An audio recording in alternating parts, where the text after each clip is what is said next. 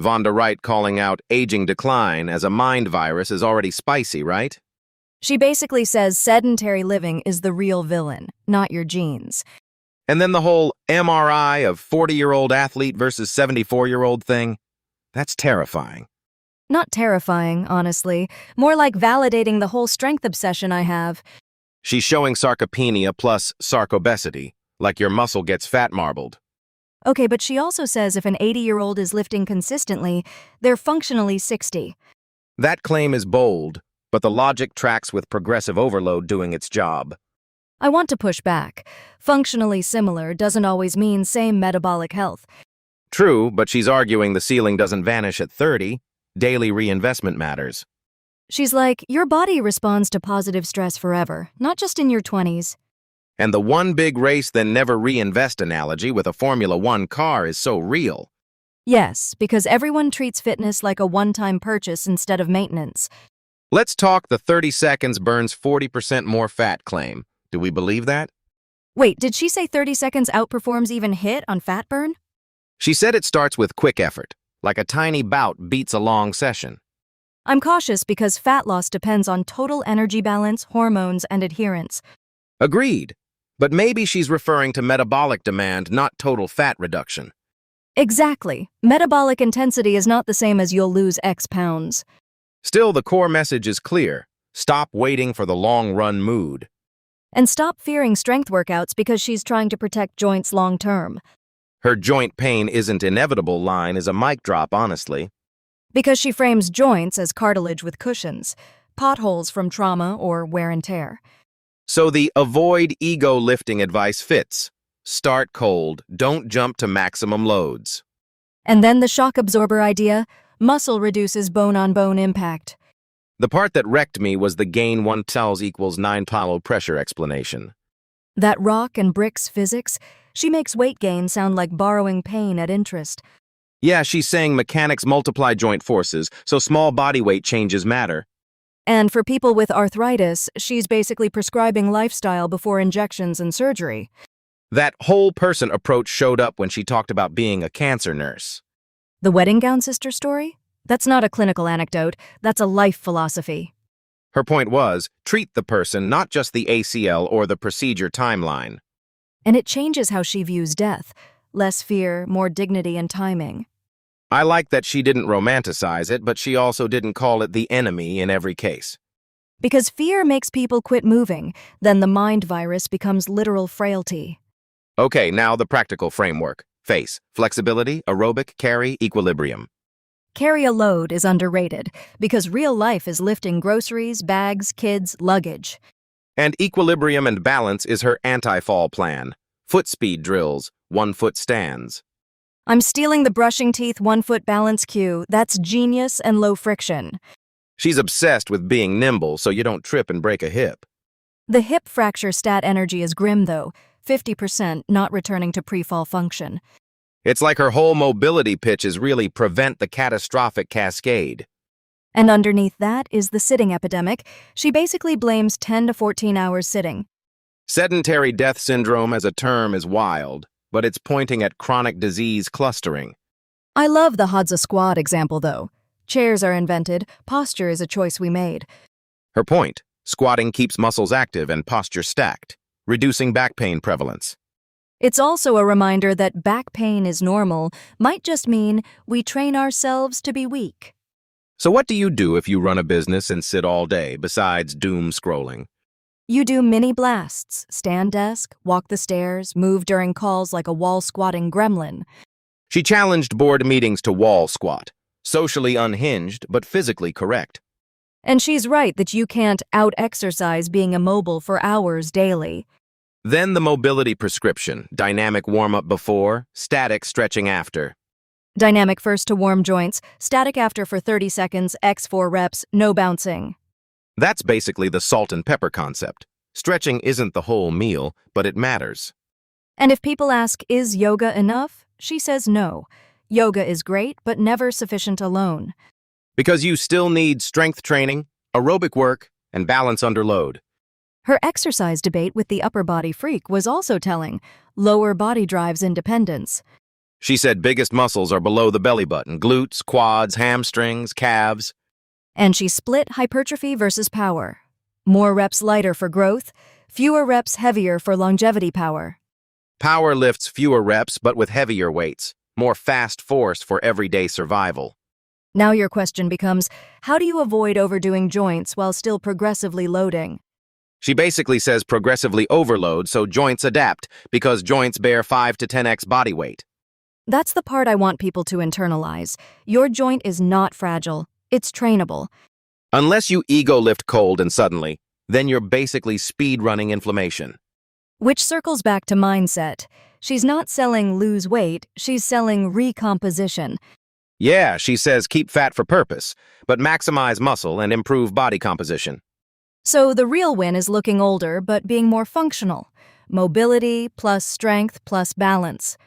And the big theme is this: you don't maintain health by believing in inevitability. You maintain it by moving daily. Tiny investments compound into huge differences. All right, this was a wild mix of MRI horror, arthritis math, and don't sit like a zombie. Next time, I want to get even more practical, like how to build the weekly face routine without burning out. Yeah, and she might answer the question everyone asks: what if your schedule is garbage? Cool, let's wrap this one. Go stand up, stretch something, and stop negotiating with your future hips. See you in episode 2. Next, we go from principles to the exact mobility and strength moves to try. I cannot stop thinking about the MRI slices. That marbling thing is terrifying. It's wild because it makes aging feel less like fate and more like behavior. And then she's like, it's sarcobesity. Like, okay, that's a punchline. But it's not a joke. It's muscle architecture actually changing from disuse. The 40 to 70-year-old comparison was basically, you're choosing the plot. Exactly, and she keeps tying it to function, not aesthetics. Function is such a better word than fitness because it's harder to argue with. Also, she did that thing where she showed strength beats the myth of decline. Wait, she said an 80-year-old lifting could match a 60-year-old who doesn't. Yeah, that's the part people will dismiss until they try it. I'm skeptical of every miracle statistic, but the mechanism checks out. The mechanism being muscle is metabolically active and a joint shock absorber. Joint shock absorber is the phrase I needed for my brain today. And then she goes, you sit all day, and suddenly back pain is not mysterious. The sitting epidemic rant was annoyingly convincing. Annoyingly convincing is the best kind of convincing. Because it's not even that chairs are evil, it's what chairs replace. Right. Chairs replace squatting micro-movements and loading through full ranges. She mentioned Hadza squatting, and now I'm picturing everyone swapping desks with goats. Don't do that, but yes, posture patterns matter way more than we admit. So if my back feels tight from bending down to grab toothpaste, guilty. You see, you're not failing, you're just getting feedback from your body. Okay, but practically, what do I do when my day is packed and I can't become a triathlete? She basically gives the answer, tiny investments but consistently, like daily mobility. She had that FACE acronym, and it sounded like a workout app, but with science. F is flexibility, A is aerobic, C is weightlifting, carry a load, E is equilibrium. I love that equilibrium and balance got equal billing with lifting. Because falling is the silent villain, especially with hip fractures later. The part about not returning to pre-fall function, that hit me. And it's not just bones, it's coordination and foot speed and not face planting over bags. She called out the bag trip like she's personally judging my life choices. Honestly, her wall squat during phone calls advice is hilarious and effective. Wall squat while on a call sounds like a productivity hack and a social disaster. For the first week, you'll look weird in your own privacy, then it becomes normal. All right, but let's get to joint pain, because she said it's not inevitable. That's the mind-virus pivot. People think pain is destiny, so they stop loading and strengthening. And then they get weaker, sit more, lose mobility. Classic feedback loop. Exactly, and she explained cartilage like potholes versus worn-down sandpaper. So osteoarthritis isn't damage happened, it's you didn't maintain the environment. Yes, and weight matters because it changes joint mechanics, not just more pounds. The brick math. If you gain 1 polytelos, you feel 9 pound pressure. That explanation was so clean it almost made me angry I didn't learn it earlier. Because it flips the way people think about weight gain being not that much. Even small changes can be profound over time, especially when combined with strength loss. Okay, but here's where I push back. She says focus on building muscle, not weight loss. I get the pushback because people are terrified of the scale for a reason. Exactly, like my brain goes, cool, but I still need to lose fat.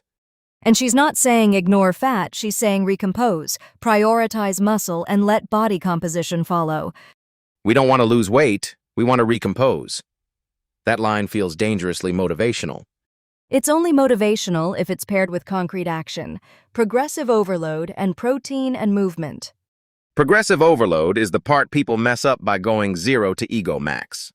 Right, because joints don't love sudden max loads when you're cold and unprepared. So the plan is boring but powerful. Start manageable, build gradually, and don't chase one big number. Also warm up dynamically, then static stretch after, salt and pepper of the workout. And static stretching for 30 seconds, no bouncing, 4 reps. She made it sound like cooking instructions. Cooking instructions that stop your muscles from being angry and stuck. My favorite part was the insistence that muscle training is longevity training, not vanity training. And it's also why running alone might not be enough for joint health and balance.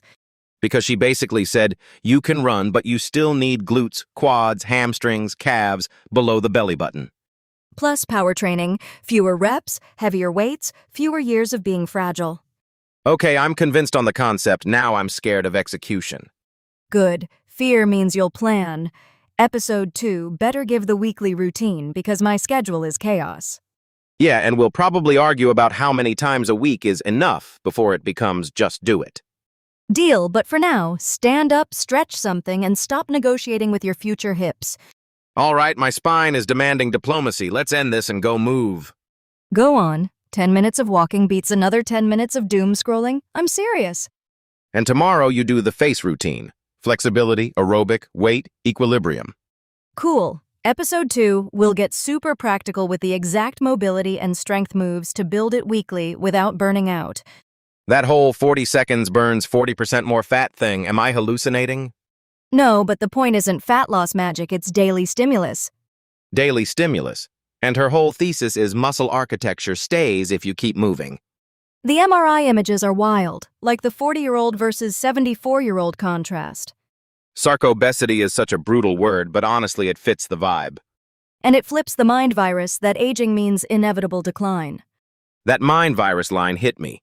Your brain believes the story, then your body cooperates. Exactly. Health span isn't locked. It's a long runway you can stretch. Okay, but I'm going to be annoying. Stretching alone feels like influencer therapy. Good, because she said flexibility is step 1, not the whole plan. So the framework is FACE. Flexibility, aerobic, carry, equilibrium, right? Yes, and the carry part is the one most people skip. I lift upper body and then pretend my lower body is optional. That's cute until you're 97 trying to do stairs like it's optional DLC. But joint pain scares me, and she basically said joint pain isn't inevitable. Right. Pain often comes from cartilage problems or osteoarthritis mechanics, not aging itself. The way she explained cartilage potholes made it click. And the other reason is wear from repeated load without adaptation. So the secret is progressive overload, not ego lifting from 0 to chaos. Yes, because joints bear like 5 to 10 times body weight. Cold maximums wreck people. Wait, that makes me think my random hard day is secretly a joint injury roulette. Pretty much, unless you ease in and train your connective tissue like it matters. She also used the rock and bricks physics, and now I hate math. Because 1 lb gained can mean about 9 plums of pressure on a joint, apparently. That explains why my knee acts dramatic after a small weight swing.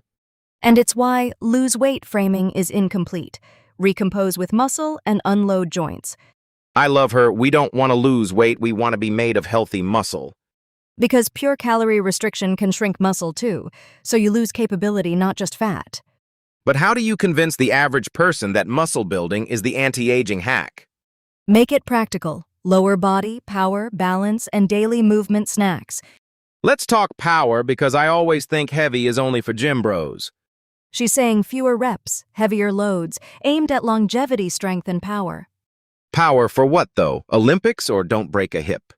The second one, obviously, because balance training reduces falls, which reduces fractures. Her tripping over a bag example was so real it hurt. Because falls are not philosophical, they're biomechanical and often preventable. She warned that after hip fracture, half don't return to pre-fall function. And the first-year mortality complication risk is brutal, especially in men. So equilibrium is not fancy, it's your survival skill for daily life. She even trains foot speed and agility so you can recover instantly. Okay, but I have a core question. What about desk life and the sitting epidemic? That's the villain. Hours of sitting driving sedentary death syndrome. Sedentary death syndrome sounds made up, but the concept feels real. It's a bundle of chronic diseases that cluster with inactivity and immobility. And her point with the Hadza tribe was genius. They don't just sit, they squat. So your spine isn't stuck in that slouched C shape for 10 years. That's why my back goes tight when I bend weirdly to pick something up. Her recommendations were honestly simple. Standing desk, mini mobility breaks, phone call movement. Phone call wall squats are hilarious, but I might get banned at work. Do the version that fits you. Mini squats, calf raises, anything to keep joints loaded. I'm imagining my boss walking in on me doing a wall squat. That's my villain origin story. Then do it discreetly. Walk to the copier, stairs, stretch between tasks. How long should these stretching sessions be? Because I'm allergic to routines. Dynamic warm-up before, static stretching after, hold about 30 seconds, 4 reps. Dynamic means warm joints through range, then static means settle into the stretch. Yes, like sprinkle salt and pepper. You can't skip either and expect magic. I like that metaphor, because most people do only one and hope it compensates. And Pilates or yoga can help, but she said it's never enough alone. So yoga for flexibility, weights for muscle, equilibrium for stability, got it. And aerobic for cardiovascular health so you can recover and live actively. She mentioned the critical decades. Why does start by 40 feel so personal? Because she's basically saying you can't wait until 60 and call it prevention. I hate that because my brain wants a later deadline like everything else. Cool, but your joints and muscles don't care about your planning style. The coolest part is the agency. Your body responds to stress when it's the right stress. And daily investment matters. You can't store it up like compound interest in a drawer. So if I'm upper body focused right now, I need a lower body reality check. Start with glutes, quads, hamstrings, calves, then add carry and balance drills. And stop negotiating with my future hips. Fine, I'll comply. Perfect, now we can move from fear to execution like grown adults. All right, let's end this properly. Tomorrow I'm doing face, no bargaining. Deal, and episode 2 will map the exact weekly routine so you don't burn out. Also, we'll argue how many times enough really is. Last thing, stand up, move for 10 minutes, then brag about it. Okay, go walk. Your desk does not own your body. Episode 2 coming up next. The specific mobility and strength moves built into a weekly plan. I keep thinking about that MRI. Sarcopenia looks terrifying, man. It's not inevitable though, right? She keeps saying the sedentary trajectory is the culprit. Yeah, and the flank steak with no marbling line is burned into my brain. Because she's basically saying, move like you mean it, and your muscle stays organized. But hold on. I worry about the prescription turning into exercise harder culture. Totally, and she did mention progressive overload, not ego lifting into joint inflammation. So like, don't go 0 to 500-pound squat and then blame the universe. Exactly. Your joints bear 5 to 10 times body weight, so adaptation needs time. I love that she reframed muscle as shock absorption, not just mirror muscles. But okay, lower body focus. It's easy to sell when someone shows glutes versus weak hips later. Stay upright is the whole game, and power matters more than just big arms. Power is fewer reps, heavier weight, and also balance so you don't faceplant your life. She said balance drills like standing on one foot while brushing teeth. Ridiculous and brilliant. Because it's sneaky functional training, proprioception, core, everything. I also like the carry a load thing. Real-life grocery, suitcases, stairs, not gym cosplay. And she tied it to falls and hip fractures, which is not a cute risk when you're older. That stat about 50% not returning to pre-fall function? Okay, that hit hard. Hip fractures aren't just pain, they're independence getting auctioned off. Now the part I can't get over is sitting epidemic. People just rot slowly, basically. Sedentary death syndrome sounds dramatic, but the mechanism isn't fictional. It's the chronic diseases angle, cardio, stroke, even fracture risk through mobility. And she argued mobility saves bones, muscles, and even brains. That's her whole prevention vibe. The Hadza tribe thing was wild. Squat instead of chair, so backs barely complain. Yeah, but I'll push back. Culture and movement patterns are different, not only posture. Fair, but the chair still makes most of us slump like folding chairs. True. And when your core and back extensors atrophy, you feel stiff and blame your age. I felt that literally when I pick something up, I'm like a rusty hinge. Then she gave the simple rule: dynamic warm-up before, static stretch after. Dynamic first to warm every joint through full range, then hold 30 seconds after. And don't bounce in the stretch. She was pretty clear about form being non-negotiable. Okay, what about the 30 seconds fat-burning claim? More than long run seems clickbaity. Wait, she said 30 seconds of something burns 40% more fat than high-intensity interval training, right? I need specifics like what protocol, what intensity, what population. Same, because otherwise it becomes an excuse. I did 30 seconds, so I'm done. And she actually has a stronger framework than hacks. Face, flexibility, aerobic, carry, equilibrium. Yes, that's actually usable on a bad Tuesday, not just a one-liner miracle. Speaking of usable, her joint pain argument pissed me off in a good way. Because joint pain isn't inevitable, but we act like it's a subscription we automatically renew. She explained cartilage like potholes versus sandpaper wear, and that makes sense. Osteoarthritis is where over time fits the load management story really well. And then the 1 lb weight equals 9 lb pressure math. Bro, that lever arm explanation? That changed how I think about scale anxiety. Losing a tiny amount could meaningfully unload joints. So instead of, I gained 10 pounds, big deal, it's like I added 100 pounds of joint pressure. Exactly. Physics punishes you for ignoring it. I'm also into her mindset shift. Don't chase weight loss, recompose with muscle. Because if people calorie restrict without lifting, they can lose muscle and worsen aging risk. Recompose is way cleaner. Higher muscle, healthier composition, joints supported. And she keeps stressing timing, mid-30s to mid-40s before hormones and mobility start sliding. The 40 is the critical decade line. It sounds unfair, but I get it. She even said bone and muscle peak around 30 for some scientists. Then you have to reinvest. So if you only start at 60, you're basically trying to rebuild while also dealing with life constraints. Right, and prevention is easier than recovery plus fear plus rehab timelines. I'm thinking about what she said about walking anywhere you want to at 97. That's why lower body strength, calves, quads, glutes, then balance so you don't fall. Okay, you convinced me. Stop negotiating with my body and start paying the mobility interest. Deal, and next we'll get specific, like how often you do face and what it looks like weekly. All right, we're out. Go stand up, do a few reps, and don't let your desk run the show. Episode 2 coming up next. The exact weekly mobility and strength moves, so you actually stick to it. That MRI story is unreal. People really can age in reverse with training, right? Yeah, because the whole concept of inevitable decline is the mind virus she's attacking. The depressing part is I believed it just enough to procrastinate. Same, and the stats make it worse. Health span drops way earlier than life expectancy. So when she says we die in 81 but health ends near 63, that's basically the runway? Exactly. 20 years of you can still change the trajectory instead of surrender. My body heard that and filed it under motivation posters I'll read later. Cool, except your joints don't care about your calendar plans. Hold up, though. She said joint pain isn't inevitable, but osteoarthritis sounds pretty inevitable. Right, but not inevitable means we can reduce risk and slow progression, not magic away cartilage wear.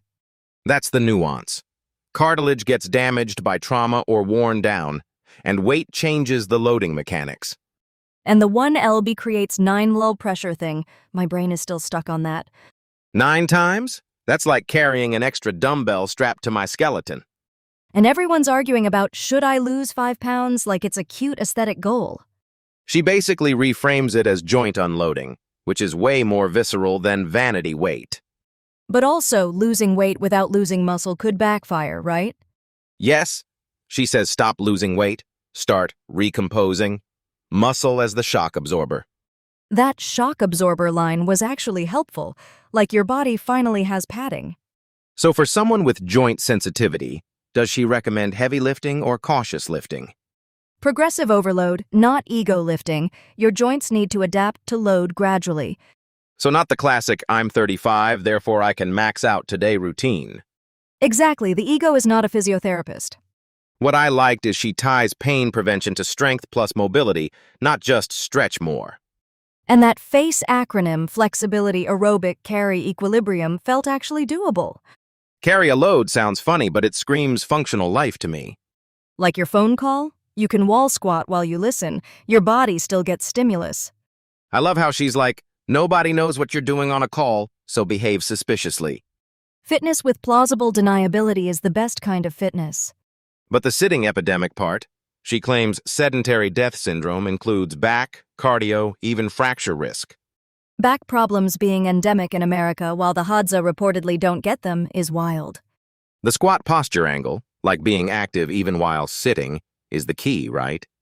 Yeah, chairs make us relax into bad positions, then core and back muscles basically get fired. My core currently has a union and they are striking against my desk. Then you need micro-mobility, mini blasts, stairs, walking, fidgeting like it's your job.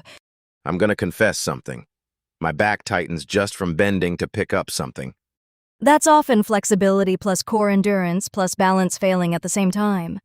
So it's not necessarily joint pain, it might be stiffness and weak stability? Exactly.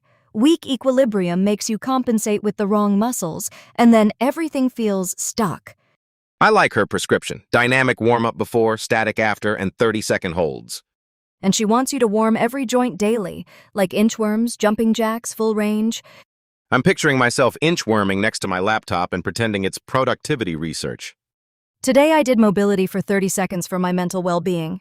Sure. Quick question, though. She said 30 seconds can burn more fat than even high-intensity interval training. That specific claim sounds aggressive, but maybe it's comparing muscle activation and total energy cost. Or it's about post-exercise metabolic effect. Still, I don't want people to underdo actual conditioning. Totally. 30 seconds is a hook, not the whole program. Her bigger message is daily investment. Which connects to her whole 30 and onward critical decade idea. Right? Muscle and bone peakish around 30, and if you stop reinvesting, decline accelerates. I'm 31, so hearing maxed bone and muscle is terrifying in a very motivational way. Congratulations, you're the perfect age to start before you have an injury that forces you. Injuries as the wake-up call is such a scam, like, why wait for the ACL plot twist? Because once you're injured, you're in recovery mode, not prevention mode, and prevention is cheaper.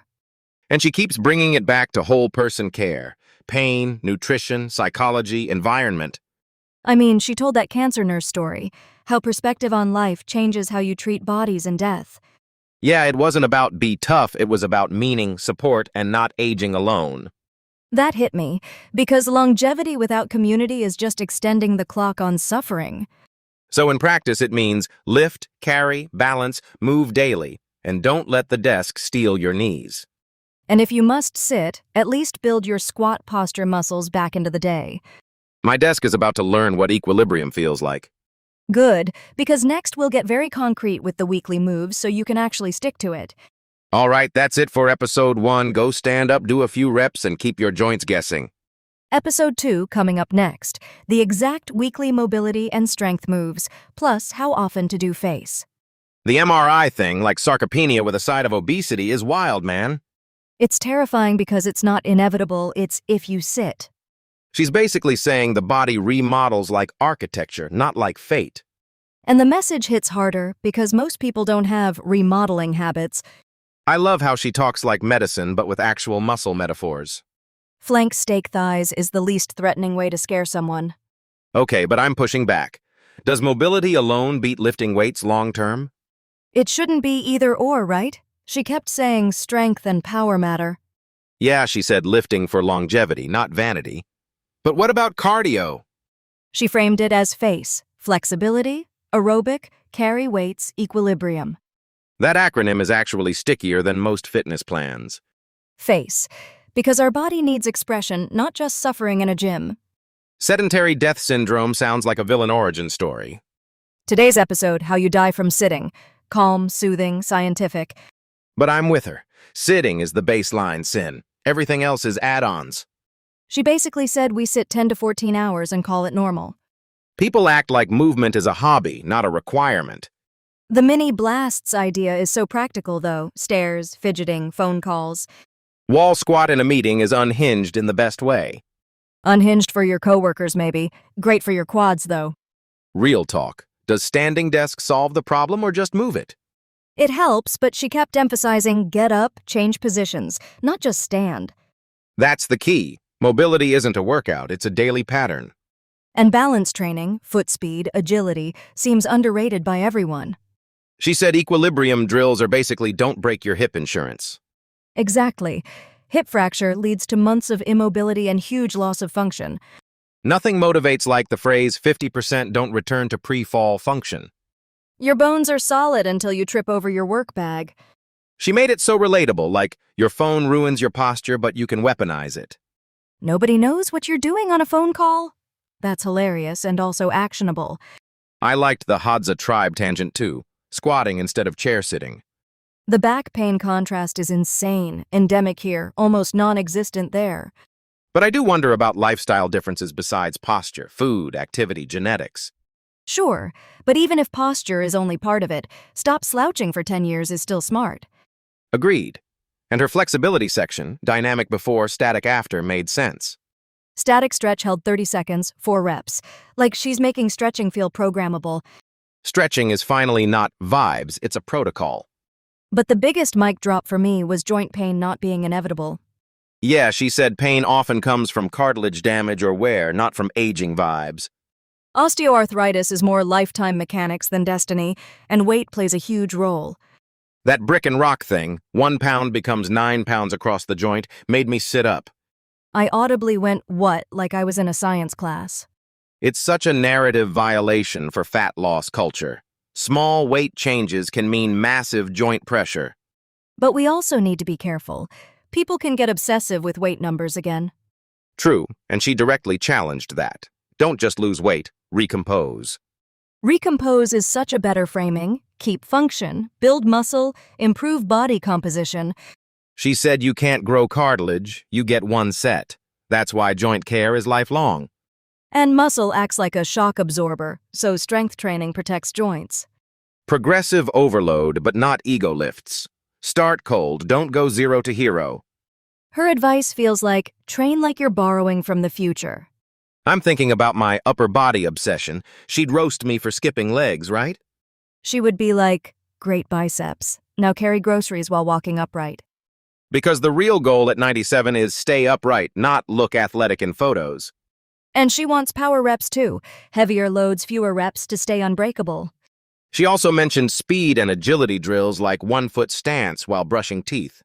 That's the most stealth fitness thing I've heard all week. So the prescription becomes train strength, then sprinkle balance and flexibility daily. Exactly, and most importantly, don't wait until you're stiff and in pain to start. The mid-30s to mid-40s is the critical decade line is annoyingly accurate. Yeah, and she's saying you can course correct early, but later it's much harder. Also, she emphasized baseline labs and quantified health metrics before panic. Not in a doom way, in a planning way. The goal is earlier detection and better tailoring. So if someone asks me what to do today, I'd say, stand up, do 1 movement sprint, lift something later. And wall squat during the next meeting if you want maximum chair rebellion. Deal. Small daily investments, build muscle, protect joints, don't age alone. All right, you've got face to remember, plus your new mission. Move more than your calendar. Thanks for hanging with us. Go do a couple minutes of mobility now. And remember, your body is not finished at 40, so stop acting like it is. See you in episode 2, where we turn this into the exact weekly moves for strength and mobility. Coming up next, episode 2, simple weekly plan and how often to do face.